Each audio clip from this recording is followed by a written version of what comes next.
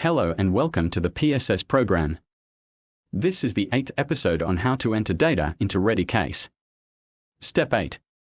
How to enter the SIDAS tool. The SIDAS tool is to be completed when stepping up into SPS and stepping down into PSS.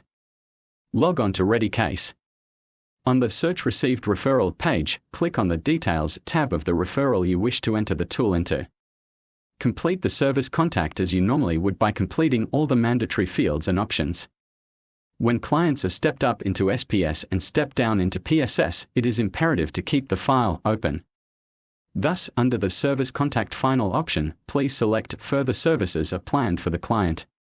When all compulsory options have been entered, select Outcome Tool offered and completed under the Outcome Tool Administration flag option. It is recommended you enter the SIDAS tool, along with the K10 score during the final service contact prior to stepping the client up into SPS or stepping them down into PSS. Navigate to the Tools and Screens tab at the top of the page. Select the appropriate outcome tool from the drop-down menu and click Select. Select the reason for collection from the drop-down menu. In this instance, the reason will be episode end. Enter the outcome tool score and click Save Tool at the bottom of the page.